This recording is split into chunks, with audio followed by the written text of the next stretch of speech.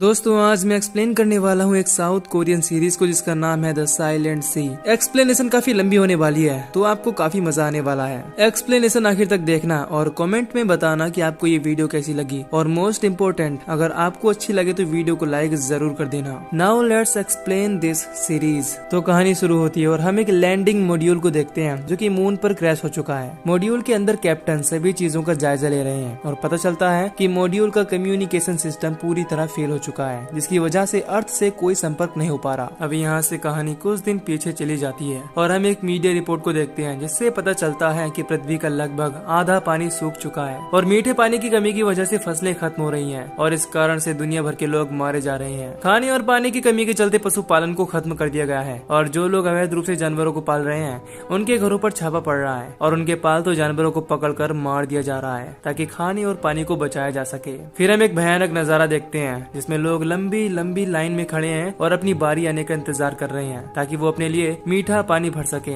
और इस सरकारी फैसिलिटी में जो पानी उन्हें मिल रहा है वो बहुत ही महंगा और लो ग्रेड का है। दरअसल इस दौर में लोगों के काम और उनके स्टेट्स के हिसाब से पानी की क्वालिटी को बांट दिया गया है जिसके चलते मिडिल क्लास और लोअर क्लास को जो पानी मिल रहा है वो बहुत ही बेकार क्वालिटी का है और उसे पीकर वो लोग बीमार पड़ रहे हैं। इस बात के चलते निचले स्तर के लोग आंदोलन भी कर रहे हैं मगर इन सब का कोई फायदा नहीं हो रहा। अब हम किम नाम के एक ऑफिसर को देखते हैं जो कि डॉक्टर सांग नाम की एक एस्ट्रोबायोलॉजिस्ट के पास जाते हैं और उन्हें बताते हैं कि नेक्स्ट मून मिशन के लिए डायरेक्टर चुई ने उनका नाम रिकमेंड किया है मगर डॉक्टर सांग इस मिशन में कोई इंटरेस्ट नहीं दिखाती। और फिर किम कहता है कि आप पहले ये जान लो कि आपको किस मिशन पर भेजा जा रहा है, इसके बाद जाने और न जाने का डिसीजन लेना। अब अगले दिन हम देखते हैं कि डॉक्टर सांग मिशन के बारे में जानने के लिए एसएसए हेडक्वार्टर मीटिंग में जाती है और वहाँ वो क्रू मेंबर्स कैप्टन हॉन, डॉक्टर होंग, इवन, ई2 और हवांग के अलावा 4-5 और लोगों से मिलती है। मीटिंग में टीम को बताया जाता है कि 5 साल पहले मून के बेलहे रिसर्च स्टेशन में जो रेडिएशन लीक हुआ था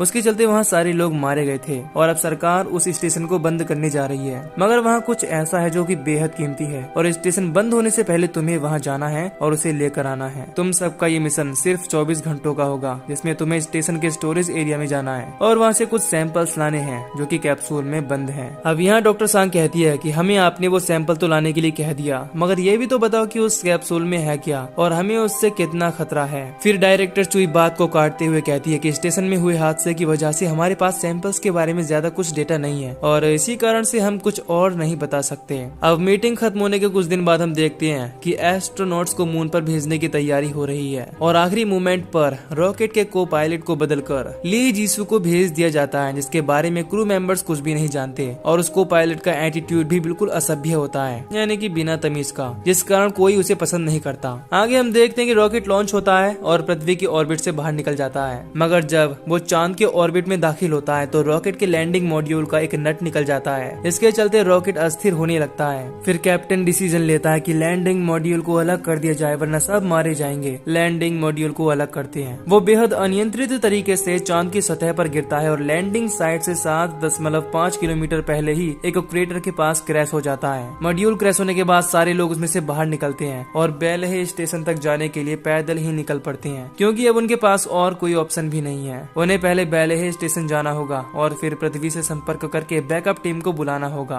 अब जब वो सब स्टेशन की तरफ पैदल जा रहे होते हैं तो उन्हें पता चलता है कि उनका ऑक्सीजन भी तेजी से खत्म हो रहा है और क्रैश लैंडिंग में मिस्टर हुआंग की पसलियां टूट गई हैं। इसके चलते उनके लंग्स पंक्चर हो गए हैं और साथ ही उनके मुंह से बहुत खून आ रहा है। टीम एक जगह रुककर उन्हें थोड़ा रेस्ट देती है ताकि वो थोड़ी हिम्मत जुटा सके मगर कोई फायदा नहीं होता और मिस्टर हुआंग वहीं अपना दम तोड़ देते हैं। मगर मरने से पहले मिस्टर हुआंग अपनी टीम को बार बार पानी कहकर कुछ संकेत देना चाहते थे मगर पंक्चर लंग्स की वजह से वो बोल नहीं पाते। अब उनके मरने के बाद टीम में कोई भी ऐसा शख्स नहीं है जो पहले बेलहे स्टेशन पर आ चुका है और फिर वो सब निराश होकर अपना आगे का सफर करते हैं और स्टेशन पर पहुंच जाते हैं। स्टेशन पहुंचते ही सबसे पहले सारे क्रू मेंबर्स अपने टैंक में ऑक्सीजन भरते हैं और जी भर के सांस लेते हैं। जी भर के सांस लेने के बाद क्रू मेंबर्स सबसे पहले कमांड सेंटर जाने का प्लान बनाते हैं मगर जब वो गलियारे से कमांड सेंटर की तरफ जा रहे होते हैं तो वो देखते हैं कि गलियारे में कुछ लाशें पड़ी हुई हैं जो कि उनके देश के एस्ट्रोनॉट्स की नहीं है। फिर उनकी ड्रेस को देखने पर पता चलता है कि ये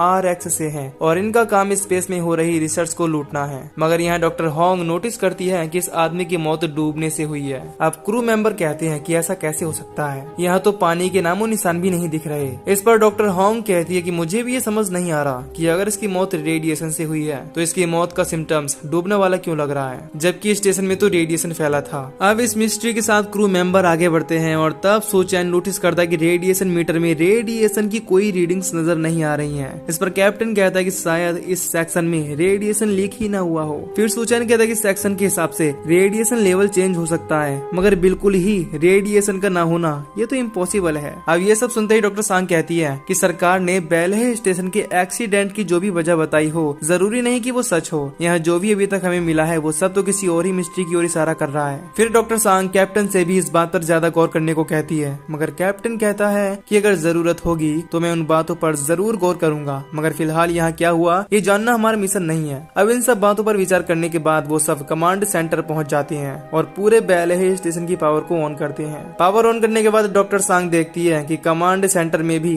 रेडिएशन की कोई रीडिंग्स नहीं है और तब डॉक्टर सांग अपना हेलमेट उतार देती है, जिसे देखते ही सब दूर हो जाते हैं। फिर डॉक्टर सांग कहती है कि मुझे तो यहाँ सब कुछ नॉर्मल लग रहा है, चाहो तो तुम सब भी अपना हेलमेट उतार दो। फिर सभी लोग अपना हेलमेट उतारते हैं और कैप्टन सू चैन को एयर प्यूरिफायर चलाने के लिए कहता है। अब सब कुछ नॉर्मल होने के बाद कैप्टन क्रू मेंबर्स को 3 अलग अलग टीमों में बांटता है और उन सबको स्टेशन के 3 अलग अलग स्टोरेज सेंटर में भेज देता है। कैप्सूल्स को इकट्ठा करने के लिए तीनों टीम अपनी अपनी लोकेशन पर जाती हैं और सभी को रास्ते में बहुत सी लाशें मिलती हैं, जिन्हें देखकर पता चलता है कि ये सभी लोग डूबकर मरे हैं। और यही बात किसी को समझ नहीं आ रही होती कि ये कैसे हो सकता है, क्योंकि स्टेशन पर तो इतना पानी है ही नहीं कि सभी को डुबाया जा सके। फिर हम देखते हैं कि स्टोरेज रूम के रास्ते पर जाते हुए डॉक्टर सांग बार बार स्टेशन की डाटा रूम को भी ढूंढने की कोशिश कर रही है, क्योंकि वो इस बात को जानना चाहती है कि आखिर यहाँ क्या रिसर्च हुई और किस कारण से यहाँ के लोगों की मौत हुई है। तभी को पायलट ली कैप्टन गोंग से कहता है कि सर, पीछे गलियारे में मुझे एक और बायो सिग्नल मिल रहा है, जबकि यहाँ इस सेक्शन में हम 3 ही लोग मौजूद हैं। फिर captain Gong bio signal check करने चला जाता है और ली डॉक्टर सांग से कहता है कि मैं भी आपकी तरह यहाँ हुई मौत की वजहों को जानना चाहता हूँ, तो इसीलिए आप जाकर डेटा रूम को ढूंढो और तब तक मैं कैप्टन गोंग को उलझा कर रखूंगा।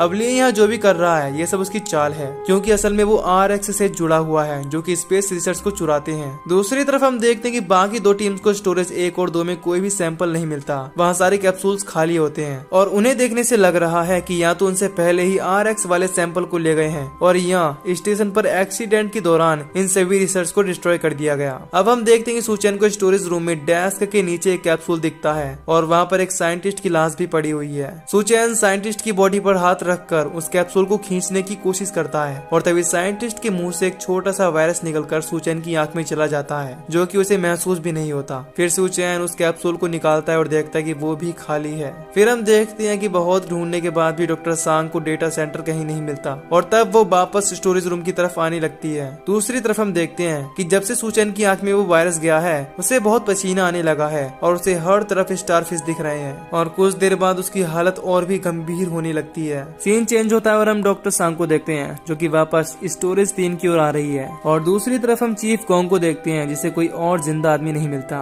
और तब उन्हें लगता है कि शायद मशीन खराब हो गई है, इसीलिए वो गलत बायो सिग्नल्स दिखा रही है। फिर हम देखते हैं कि जब ली अकेला था तब वो स्टोरेज 3 का दरवाजा खोलकर उसमें कैप्सूल को ढूंढ लेता है और जब डॉक्टर सांग वहाँ पहुँचती है तो देखती है कि ली कैप्सूल लेकर गेट पर खड़ा है और तभी पीछे अंधेरे में से ली को कोई वापस स्टोरेज रूम में खींच लेता है और उसे जान से मारकर कैप्सूल को वेंटिलेशन डक्ट से लेकर भाग जाता है। अब डॉक्टर सांग जल्दी से सभी क्रू को बुलाती है और जो भी उसने देखा सारी बात कैप्टन को बताती है, मगर इन्वेस्टिगेशन के बाद कैप्टन सांग से पूछता है कि आखिर तुम स्टोरेज रूम को छोड़कर कहाँ गई थी। सांग कहती कि मैं बस एरिया की छानबीन कर रही थी। अब ये सब बातचीत चल ही रही होती है कि कुछ लोगों को छोड़कर बाकी लोग कमांड सेंटर में चले जाते हैं। कमांड सेंटर में सू चैन की तबीयत बहुत ही ज्यादा खराब हो जाती है और वो ढेर सारी पानी की उल्टियाँ करता है। किम सुन जल्दी से डॉक्टर होंग को बुलाता है। डॉक्टर होंग भागते हुए जल्दी से सू चैन के पास आती है और प्रॉपर सूट पहनने के बाद सू चैन को उठाकर एक रूम में ले जाती है। सू चैन की पानी की उल्टियाँ बंद ही नहीं हो रही थी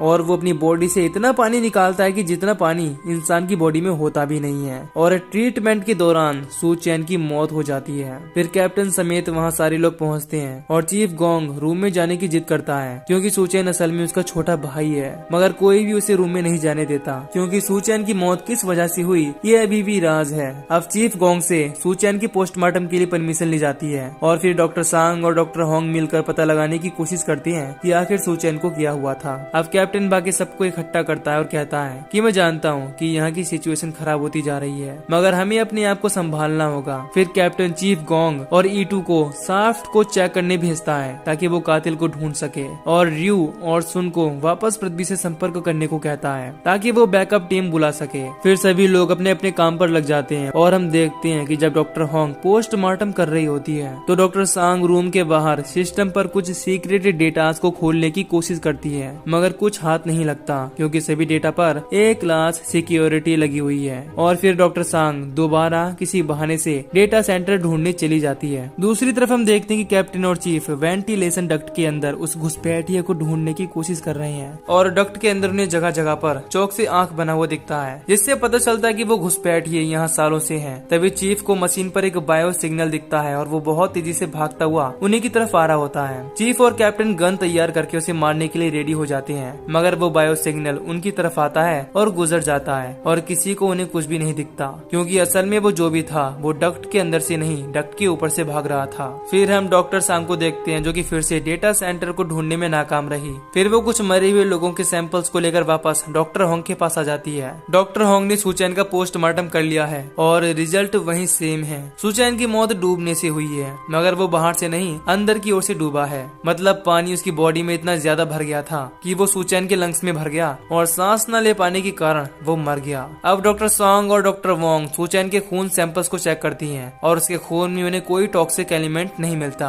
जिससे इंसान की मौत हो सके। उन्हें खून में कुछ मिलता है तो वो है बस क्रिस्टल क्लियर पानी। दूसरी तरफ हम देखते हैं कि कैप्टन और बाकी खोजी क्रू वापस कमांड सेंटर में आ जाते हैं और पता चलता है कि अभी भी पृथ्वी से कोई संपर्क नहीं हो पाया है। रियू और सुन कहती हैं कि उन्होंने सिस्टम को चेक कर लिया है, मगर सॉफ्टवेयर में कहीं भी कोई दिक्कत नहीं दिख रही है, क्योंकि शायद दिक्कत हार्डवेयर में है। अब हार्डवेयर को ठीक करने में एक समस्या है, क्योंकि कम्युनिकेशन हार्डवेयर पैनल्स कई फ्लोर्स नीचे लगे हुए हैं और जब रियू कम्युनिकेशन सिस्टम को ओवरराइड करेगा तभी 1 मिनट के अंदर किसी को उस हार्डवेयर पैनल को नई वाले पैनल से रिप्लेस करना होगा। इस पर कैप्टन कहता है कि फिर इसमें दिक्कत क्या है। रियू बताता है कि वहाँ तक जाने वाली लिफ्ट अब तक काम नहीं कर रही है, इसीलिए वहाँ पहुँचना मुश्किल है। फिर कैप्टन कहता है कि मैं रस्सी से लटक कर वहाँ जाऊंगा, तुम बस उसे ओवरराइड करने की तैयारी करो। अब जब कैप्टन स्टेशन से बाहर जाने की तैयारी कर रहा होता है तो उसके पास डॉक्टर सांग आती है और बताती है कि जब उस अननोन शख्स ने को पायलट को मारा था तब मैं भी उसके काफी करीब गई थी, मगर उसने मुझ पर हमला नहीं किया। इस पर कैप्टन पूछता है कि तुम कहना क्या चाहती हो। तब सांग कहती है कि मुझे लगता है कि वो कोई किलर नहीं है, असल में वो एक सर्वाइवर है जो कि यहाँ 5 सालों से फंसा हुआ है। कैप्टन कहता है कि ऐसा नहीं हो सकता, क्योंकि 5 साल तक लिमिटेड सोर्सेस के साथ यहाँ सर्वाइव करना नामुमकिन है। ये कहकर कैप्टन वहाँ से चला जाता है और फिर कैप्टन और चीफ स्टेशन से बाहर जाते हैं कम्युनिकेशन हार्डवेयर रिप्लेस करने के लिए। अब सीन चेंज होता है और हम कुछ मिनटों के लिए कैप्टन की बैक स्टोरी को देखते हैं और ये देखकर हमें पता चलता है कि असल में कैप्टन इस रिस्की मिशन पर इसीलिए आया है क्योंकि उसकी बेटी लो क्वालिटी वाटर की वजह से बहुत ही ज्यादा बीमार है और कैप्टन को ऑफर मिला है कि अगर वो इस मिशन को पूरा करेगा तो उसकी फैमिली के लिए वाटर क्वालिटी ग्रेड बढ़ा दी जाएगी। अब सीन शिफ्ट होता है और हम वापस डॉक्टर वोंग और सॉन्ग को देखते हैं। दोनों अब इस टॉपिक पर डिस्कस कर रहे हैं कि असल में ये जो पानी सुचैन की बॉडी से निकला है वो बहुत हद तक पृथ्वी के पानी जैसा ही है, बस इसकी कुछ खासियत है जो इसे पृथ्वी के पानी से थोड़ा अलग बनाती है, जैसे कि इसका द्रव्यमान और घनत्व। इस पानी में कोई सूक्ष्म जीव भी नहीं है, इसीलिए इसे डिस्टिल्ड वाटर भी कहा जा सकता है। आगे हम देखते हैं कि कैप्टन स्टेशन के बाहर रस्सी बांधकर नीचे कम्युनिकेशन पैनल की ओर जा रहा होता है और तभी उसे महसूस होता है कि नीचे से कुछ आ रहा है। दरअसल जो लिफ्ट 5 सालों से नहीं चली वो अपने आप बहुत तेजी से ऊपर की ओर जाने लगती है। तब जल्दी से कैप्टन अपने आप को लिफ्ट के रास्ते से साइड करता है और तभी वो लिफ्ट ऊपर जाकर इतनी तेजी से टकराती है कि वो खुद टूटकर नीचे गिर जाती है। अब इस अफरा तफरी में कैप्टन को कुछ चोट आ जाती है और उनके सूट में भी कुछ दिक्कत आने लगती है, जिससे सूट का ऑक्सीजन बहुत तेजी से गिरने लगता है। अब कम ऑक्सीजन के बावजूद कैप्टन नीचे जाता है और अपने काम को अंजाम देता है, मगर आखिर में लो ऑक्सीजन के कारण वो वहीं बेहोश होकर गिर जाता है। फिर जब कैप्टन की आंख खुलती है तो वो स्टेशन में अंदर होता है, क्योंकि उसके बेहोश होने के बाद चीफ नीचे जाता है और कैप्टन को रिकवर करके स्टेशन के अंदर ले आता है। फिर हम सांग और वोंग को देखते हैं और उनकी सुई अभी भी सुचैन की बॉडी से निकले पानी पर अटकी हुई है। वो दोनों उस पानी के डेटा को पृथ्वी पर मौजूद सारे वायरस के डेटा से मिला लेती है, मगर कोई भी वायरस इससे मैच नहीं करता। फिर हम देखते हैं कि कैप्टन रियू सुन के पास आता है और कम्युनिकेशन की अपडेट मांगता है। रियू बताता है कि हार्डवेयर चेंज के बाद कम्युनिकेशन डिवाइस अच्छे से रिबूट हो गया, मगर अभी भी वो पृथ्वी से संपर्क नहीं बना पा रहा है। कैप्टन पूछता है कि इसका क्या मतलब है। रियू कहता है कि शायद सिस्टम में कुछ ऐसे एरर्स हैं जो वो खुद डिटेक्ट नहीं कर पा रहे और फिलहाल इस कंडीशन में हम कुछ भी नहीं कर सकते। अभी पृथ्वी से कांटेक्ट कर पाना नामुमकिन है। तभी कैप्टन को सिस्टम पर एक रिसीविंग सिग्नल शो होता है, मगर वो सिग्नल स्टेशन के सिस्टम में नहीं बल्कि स्टोरेज 3 में जा रहा होता है। सभी लोग स्टोरेज 3 में जाते हैं और देखते हैं कि वहाँ ली की पॉकेट में पुराना सैटेलाइट कम्युनिकेशन डिवाइस है, जिससे उन सबको पता चलता है कि ली असल में RX का मेंबर है और वो यहाँ सिर्फ रिसर्च को चुराने आया था, मगर वो अनफॉर्चुनेटली मारा गया। कैप्टन रियो को वो डिवाइस देता है और पूछता है कि क्या तुम इससे कुछ कर सकते हो। रियो कहता है कि हाँ, अब हम इस डिवाइस की मदद से पृथ्वी से संपर्क कर सकते हैं। फिर कैप्टन उसे डायरेक्टर चोई से बात करवाने के लिए कहता है। अब कांटेक्ट होने के बाद हम देखते हैं कि कैप्टन चोई से पूछता है कि आपने लास्ट मूवमेंट पर को पायलट को क्यों बदला। चोई कहती है कि मैं कुछ समझी नहीं। तब कैप्टन बताता है कि को पायलट ली एक RX मेंबर निकला, जिसे यहाँ एक घुसपैठिए ने मार दिया। चोई कहती है कि को पायलट को बदलना अब एक जांच का विषय है, मैं इस पे जरूर गौर करूंगी। फिर कैप्टन बताता है कि आपने जो भी इस मिशन पर आने के लिए इन्फॉर्मेशन दी थी वो सब गलत निकली है, क्योंकि यहाँ कोई रेडिएशन लीकेज नहीं है और जो उन्हें एक लौता सैंपल मिला था वो भी घुसपैठिया ले गया। फिर चोई कैप्टन को ब्लैकमेल करती है और वो कहती है कि मैं तुम्हारी बेटी की कंडीशन को जानती हूँ, इसीलिए तुम बस उस घुसपैठिए को पकड़ो, उससे वो सैंपल लो और मिशन को पूरा करो। अब अपनी बेटी की बात आते ही कैप्टन चोई को कुछ नहीं कह पाता। इसके बाद हम डॉक्टर सॉन्ग और वोंग को देखते हैं और यहाँ डॉक्टर सॉन्ग के दिमाग में एक आइडिया आता है। वो एक सुई से अपनी उंगली में पिन करती है और अपनी एक बूंद खून को उस एक बूंद पानी पर डाल देती है। इसके बाद देखते ही देखते सेकंड्स में 1 से 2 से 4 और तुरंत वो पानी की एक बूंद सैकड़ों बूंदों में विभाजित हो जाती है, जब तक डॉक्टर वोंग उसे जमा नहीं देती। इसके बाद सॉन्ग और वोंग भागते हुए क्रू मेंबर्स के पास आती है और उन्होंने जो भी पता लगाया वो सबको बताती है। डॉक्टर सॉन्ग कैप्टन से कहती है कि आपको पता था कि हम यहाँ क्या खोजने आए हैं। इस पर कैप्टन बताता है कि हाँ, मुझे पता था कि वो सैंपल असल में लूनर वाटर है, मगर मुझे ये नहीं पता था कि उसका रिसर्च अभी भी कंप्लीट नहीं हुआ है। डॉक्टर सॉन्ग बताती है कि देखने में तो ये पानी बहुत अच्छा लग रहा है, मगर अभी इसे कंट्रोल करने का हमारे पास कोई उपाय नहीं है। ये बहुत तेजी से विभाजित होता है और जिंदा शरीर में वायरस की तरह बढ़ता है। फिर कैप्टन कहता है कि सोचो क्या हो कि अगर हम इसे कंट्रोल कर पाए, हम पूरी पृथ्वी को वापस पहले जैसा कर सकते हैं। इससे करोड़ों लोगों की जान बच जाएगी। अब यहाँ डॉक्टर सॉन्ग रिवील करती है कि मेरी बहन भी ऐसा ही सोचती थी और 5 साल पहले उसकी मौत इसी स्टेशन पर हुई थी, क्योंकि वो भी तुम जो कह रहे हो यही करना चाहती थी। मगर मैं इतना जानती हूँ कि फिलहाल लूनर वाटर को कंट्रोल करना आसान नहीं है। इसके बाद डॉक्टर सांग कैप्टन को एक रूम के पास ले जाती है जिसमें लेवल 1 सिक्योरिटी लगी हुई है और सांग बताती है कि ये इस स्टेशन का डेटा रूम है और वो कैप्टन से रिक्वेस्ट करती है कि अगर हम उस खतरनाक चीज को पृथ्वी पर ले जा रहे हैं तो उससे पहले हमें उसके बारे में ज्यादा से ज्यादा रिसर्च डेटा को जरूर देखना चाहिए, कहीं ऐसा ना हो कि बाद में हमें पछताना पड़े। अब डॉक्टर सांग की इस बात से कैप्टन कन्विंस हो जाता है और वो डेटा रूम को अनलॉक करता है। फिर जब वो दोनों अंदर जाते हैं तो देखते हैं कि डेटा रूम तो बहुत बड़ा है और वहाँ उन्हें जमीन में एक चैम्बर दिखता है। इसे खोलने पर वो देखते हैं कि उस चैम्बर में बहुत सारे पेड़ पौधे उगे हुए हैं और ये देखकर वो शॉक हो जाते हैं, क्योंकि चांद की सतह पर इतने सारे पौधों को टनल के जरिए नीचे गहराई में जाते हैं। अंदर जाने पर वो सब देखते हैं कि जिस जगह फिलहाल वो सब है वो एरिया मैप पर नहीं दिख रहा, जिससे ये पता चलता है कि स्टेशन के इस एरिया को या तो डिजिटल मैप से डिलीट किया गया है या इसे सीक्रेटली बाद में बनाया गया है। नीचे गलियारे से आगे जाने पर उन लोगों को एक रूम मिलता है जिसमें हजारों की तादाद में लूनर वाटर के सैंपल्स को छुपा कर रखा गया है। तभी उन सबकी नजर एक सैंपल पर पड़ती है जो कि टूट गया है और उस सैंपल को पेड़ पौधों की जड़ों ने जकड़ रखा है। तब उन्हें ये पता चलता है कि दरअसल यहाँ सारे पेड़ पौधे इतने बड़े इसीलिए हो पाए क्योंकि इन्हें लूनर वाटर की वजह से कभी पानी की कमी नहीं हुई और ऑक्सीजन तो इन पेड़ों ने खुद ही प्रोड्यूस कर लिया। एक तरह से कह सकते हैं कि यहाँ एक अलग ही इकोसिस्टम है। फिर हम देखते हैं कि सभी लोग मिलकर ढेर सारे सैंपल्स को इकट्ठा करने की कोशिश करते हैं, मगर जो क्रू मेंबर्स रूम से बाहर खड़े होते हैं उन पर एक अनजान शख्स हमला कर देता है और एक क्रू मेंबर्स के हाथ को उखाड़कर लूनर वाटर के एक सैंपल को छीन लेता है। कैप्टन रूम के बाहर जाकर उस शख्स को मारने की कोशिश करता है, मगर जब वो देखता है कि ये तो कोई इंसान का बच्चा है तो वो उस पर गोली नहीं चला पाता। मगर मौका पाते ही पायलट सुन उस पर गोली चला देता है और उस शख्स को सैंपल छोड़कर भागना पड़ता है। जब वो शख्स भाग रहा होता है तो कैप्टन देखता है कि असल में वो कोई लड़का नहीं एक लड़की है जो कि अभी छोटी है, मगर उसकी बॉडी में कुछ म्यूटेशंस हो चुके हैं जिसकी वजह से वो बहुत तेज है और उसके गले में मछली की तरह गल फड़े हैं। उस लड़की के भागने के बाद डॉक्टर सांग देखती है कि लूनर वाटर का वो सैंपल जो वो लड़की फेंक कर भागी थी वो टूट गया है और उसमें से निकला हुआ पानी इवन की बॉडी से जाकर मिल जाता है और देखते ही देखते लूनर वाटर ब्लड के संपर्क में आने के बाद बहुत तेजी से बढ़ने लगता है। अब सभी क्रू को अपनी जान बचाकर वहाँ से भागना पड़ता है और भागने की जल्दबाजी में क्रू स्टोरेज रूम में सैंपल्स का बस एक ही बॉक्स बाहर ला पाता है जिसमें बस 6 लूनर सैंपल्स हैं। डेटा रूम में आने के बाद क्रू देखता है कि जब वो लड़की वहाँ से भागी थी तो उसने E2 को भी जख्मी कर दिया है जिससे उसकी पसलियां टूट गई हैं और वो बेहोश हो गया है। अब E2 को जल्दी से मेडिकल रूम में लाया जाता है और उसकी चेस्ट में छेद करके डॉक्टर सांग उसका ट्रीटमेंट शुरू कर देती है। इसमें E2 का काफी ब्लड बाहर आ जाता है और ब्लड डोनेट करने के लिए रियो सामने आता है, क्योंकि उसके अलावा E2 का ब्लड किसी और से मैच नहीं करता। अब ये सब होने के बाद बाकी क्रू मेंबर्स रूम के बाहर मीटिंग करते हैं और इस कंक्लूजन पर पहुंचते हैं कि वो बच्ची ऐसे ही नहीं यहाँ पहुंची है, उसे 5 साल पहले यहाँ लाया होगा और हादसे के बाद वो इकलौती यहाँ बची होगी। अब हम ये कह सकते हैं कि वो एक सर्वाइवर है और म्यूटेशन के बाद उसे भी लूनर वाटर की जरूरत है जिंदा रहने के लिए, इसीलिए वो बार बार हमारा पीछा कर रही है ताकि हमारे थ्रू वो लूनर वाटर तक पहुंच सके। अब आगे हम देखते हैं कि कैप्टन, चीफ और सुन उस लड़की को खोजने वेंटिलेशन डक्ट में दोबारा चले जाते हैं। अंदर जाने के बाद कैप्टन अलग रास्ते पर, चीफ और सुन अलग रास्ते पर जाते हैं और बहुत घूमने के बाद वो तीनों एक ही जगह पर पहुंच जाते हैं, जिससे पता चलता है कि ये सब डक्ट एक ही जगह पर आकर मिलती है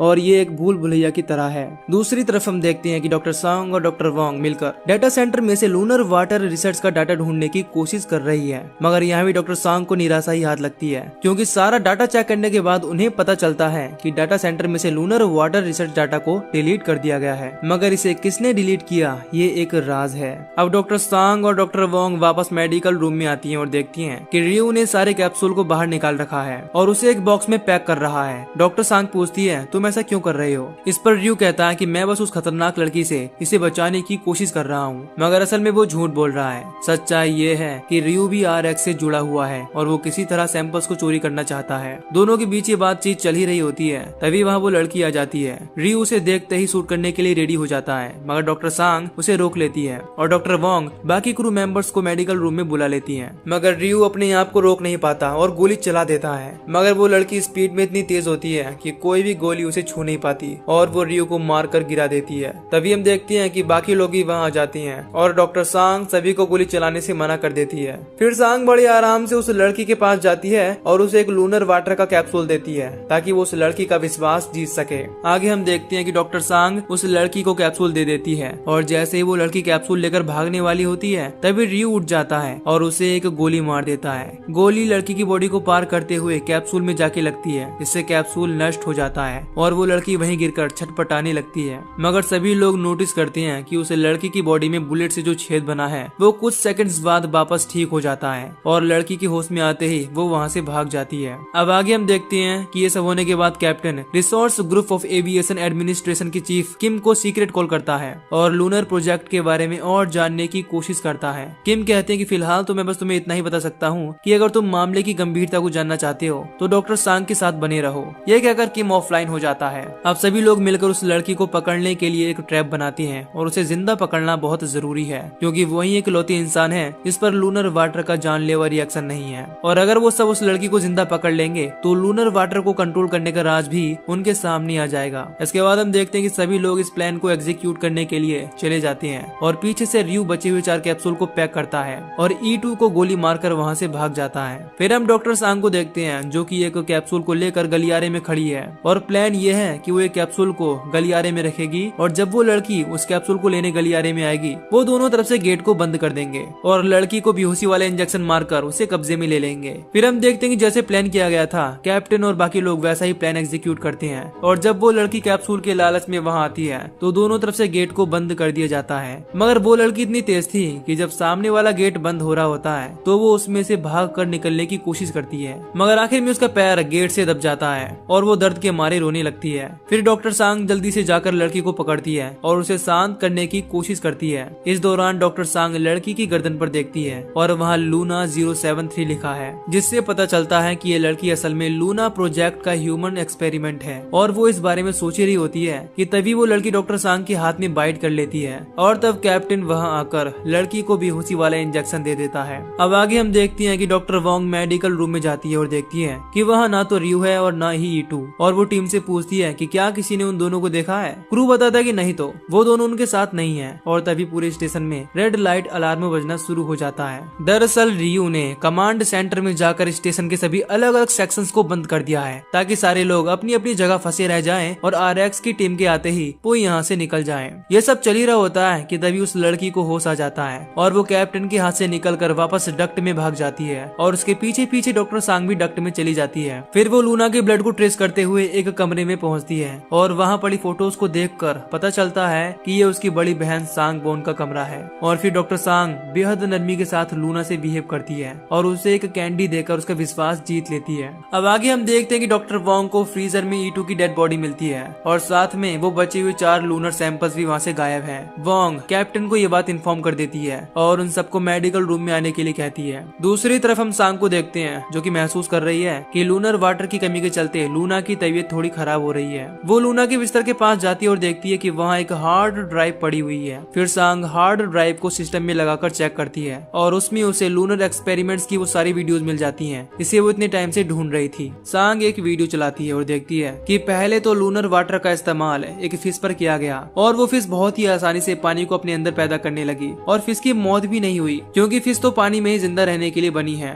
अब सीन चेंज होता है और हम सुन को देखते हैं जो कि कमांड सेंटर पहुंच चुका है। वहां आने पर वो रियू को देखता है। डॉक्टर वोंग ने रियू के सारे कारनामे उसे बता दिए थे, इसीलिए उन दोनों के बीच लड़ाई होने लगती है। मगर इस लड़ाई में सुन रियू से नहीं जीत पाता और रियू उसके पैरों में गोली मार देता है। फिर सुन गुस्से में आकर बॉक्स में से एक कैप्सूल निकालता है और रियू से कहता है कि बस इसी के लिए तुमने अपने भाइयों को धोखा दिया, और फिर वो गुस्से में उस कैप्सूल को तोड़ देता है। इसके बाद रियू सुन को 2-3 गोली मारकर उसकी जान ले लेता है। अब यहाँ पर भी वही दिक्कत शुरू हो जाती है। लूनर वाटर जैसे ही सुन की बॉडी के संपर्क में आता है वो बेहद तेजी से बढ़ने लगता है। अब सीन चेंज होता है और हम दोबारा डॉक्टर सांग को देखते हैं। डॉक्टर सांग हार्ड ड्राइव की दूसरी वीडियोस को चलाती है और देखती है कि लूनर प्रोग्राम में अवैध रूप से इंसानों पर बहुत से एक्सपेरिमेंट्स किए गए थे जिसमें सैकड़ों बच्चों की जाने गई और लूना 073 भी एक ऐसी ही बच्ची है जिसे पृथ्वी से यहाँ एक्सपेरिमेंट के लिए लाया गया था। मगर लूना 073 सिर्फ इकलौती इंसान है जिसकी लूनर वाटर एक्सपेरिमेंट में जान नहीं गई, बल्कि उसके अंदर कुछ म्यूटेशंस हो गए। इसके चलते अब वो सिर्फ लूनर वाटर पर जिंदा रह सकती है। ये सब जानने के बाद डॉक्टर सांग के पास जो लूनर वाटर कैप्सूल है उसे वो लूना की बॉडी में इंजेक्ट कर देती है और देखते ही देखते लूना एकदम ठीक हो जाती है। इसके बाद हमें सीक्रेट स्टोरेज 4 को दिखाया जाता है जिसमें हम देखते हैं कि स्टेशन के नीचे पूरे हिस्से में पानी भर चुका है। और फिर हम डॉक्टर वोंग और कैप्टन को देखते हैं जो कि डक्ट के जरिए कमांड सेंटर में पहुंचते हैं और सिस्टम को कमांड देते हैं कि वो सारे गेट्स को खोल दें। फिर इसके बाद सिस्टम सारे गेट्स को खोलता है और सीक्रेट स्टोरेज 4 में से पानी को भी निकालने की कोशिश करता है।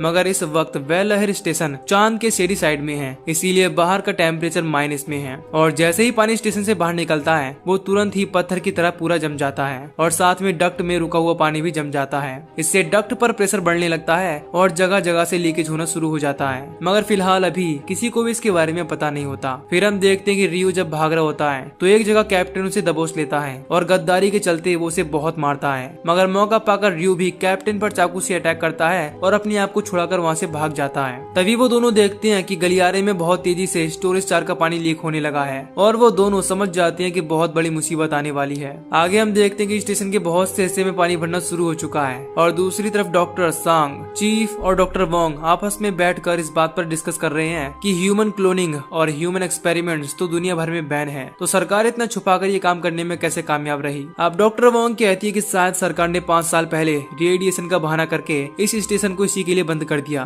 ताकि कोई इन ह्यूमन एक्सपेरिमेंट के बारे में जान ना पाए। और क्योंकि बात रेडिएशन की है तो इसीलिए यहाँ कोई चेकिंग भी नहीं हुई। और अब सरकार इस लूनर वाटर को इसीलिए पाना चाहती है ताकि वो पृथ्वी पर इस एक्सपेरिमेंट को दोबारा कंटिन्यू कर सके। ये बातचीत चली रही होती है, तभी वहाँ कैप्टन आता है और सबको बताता है कि हमें यहाँ से जल्दी निकलना होगा। मगर तभी अचानक से डॉक्टर सांग को कुछ अजीब सा फील होता है और उसे आइडिया आता है कि शायद वो भी लूनर वाटर के संपर्क में आ चुकी है। फिर वो जल्दी से जाती है और अपने आप को एक रूम में बंद कर लेती है। फिर कुछ देर बाद डॉक्टर सांग को भी बहुत सारी पानी की उल्टियां होने लगती हैं और वो बेहोश हो जाती है। अब कुछ टाइम बाद जब वो होश में आती है तो शॉक होती है क्योंकि उसकी मौत नहीं हुई थी। फिर डॉक्टर वोंग कहती है कि लूना ने तुम्हें जब बाइट किया था तब उस वक्त शायद उसकी बॉडी से कुछ एंटीबॉडी निकलकर तुम्हारे शरीर के खून में मिक्स हो गए होंगे, इसीलिए लूनर वाटर ने तुम्हारी बॉडी पर ओवर रिएक्ट नहीं किया। अब ये जानने के बाद लूना और लूनर वाटर की वैल्यू और ज्यादा बढ़ चुकी है। इसके बाद हम देखते हैं कि सभी बचे हुए लोग किम से वीडियो कॉल पर बात करते हैं और किम बताता है कि रेस्क्यू शिप जल्दी ही उन तक पहुंचने वाला है।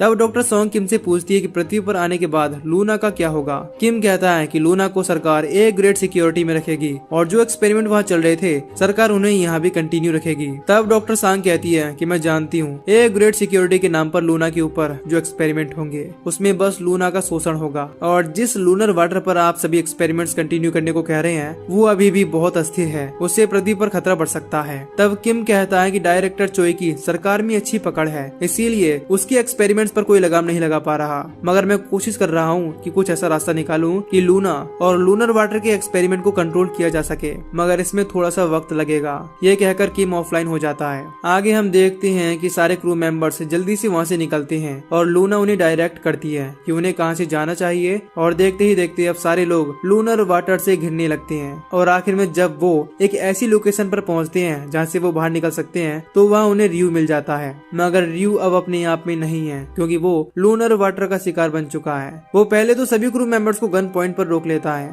फिर हम रियू का फ्लैशबैक देखते हैं जिसमें उसे बेलहर स्टेशन को बंद करने का ऑर्डर मिला है, और साथ ही उसे ये ऑर्डर भी मिला है कि वहाँ से उसे किसी भी सर्वाइवर को बचाकर नहीं लाना है, क्योंकि उनमें से ज्यादातर लूनर वाटर से इन्फेक्टेड हैं, और अगर उन्हें बचाकर पृथ्वी पर लाया गया तो वो एक खतरा बन सकते हैं। रियू इस बात को सोच सोच कर बहुत पछता रहा होता है कि उसने किस तरह 5 साल पहले बेलहर स्टेशन के लोगों को मरने के लिए छोड़ दिया था। इस दौरान जब वो अपने आप से बाहर हो जाता है तो चीफ उसे गोली मार देता है, और बदले में रियू भी चीफ को गोली मार देता है। इससे दोनों की मौत हो जाती है। फिर डॉक्टर वोंग रियू के पास से कैप्सूल्स का बॉक्स उठाती है और सारे लोग वहाँ से निकलकर उस रूम में पहुँच जाते हैं जहाँ सबका स्पेस सूट रखा है। सूट पहनने के बाद जब गेट खोलने की बारी आती है तो कैप्टन देखता है कि रूम का गेट बाहर की तरफ से लॉक नहीं हो रहा है। अब अगर उसे इस मिशन को बचाना है तो उसे अंदर रहकर गेट बंद करना होगा। जब तक डॉक्टर सोंग और वोंग को इस बारे में पता चलता है, कैप्टन बिना बताए अंदर जाकर रूम को लॉक कर सबको वहाँ से निकलने के लिए कहता है। और दोस्तों, ये सीन इस सीजन का एक इमोशनल मोमेंट है, मगर मिशन की सफलता के लिए